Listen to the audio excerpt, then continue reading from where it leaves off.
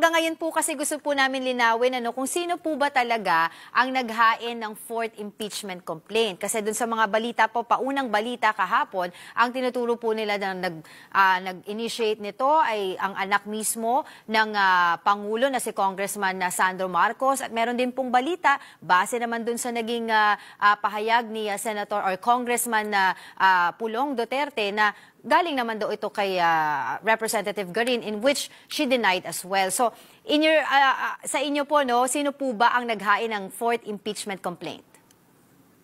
Well, base sa ating mga dokumentong lumalabas ngayon, ang naghain itong impeachment complaint na ito ay yung 215 members ng mababang kapulungan. No?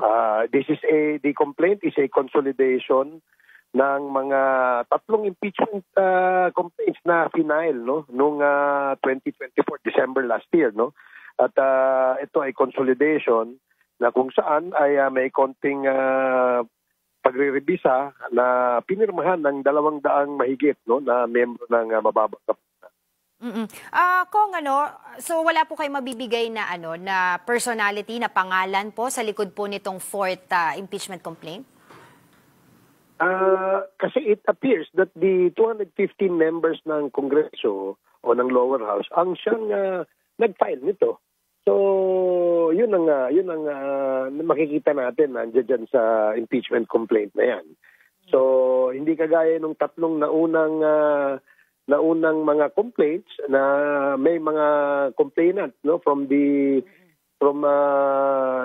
private sector at saka yung nasa publiko na mayroong endorsement ng ilang kongresista. Ito naman ay binuo at kinonsolidate lahat itong complaint na to at pinirmahan nga nung 200 mahigit na membro ng mababang kapulungan. Pero kung kailan po ba dumating sa inyo yung copy ng complaint na ito? Sino nag-draft? Sino nagsulat? Di ba po yan po yung gusto natin malaman? Sino pong nanguna?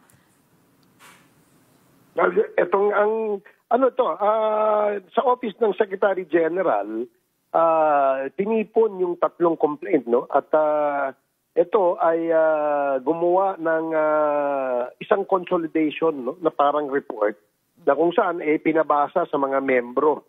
At yung sumang-ayon dito sa complaint na ito ay siyang pumirma. Kaya kahapon, maraming gustong makabasa nito at after nilang mabasa, sila ay lumagda dito sa complaint na ito.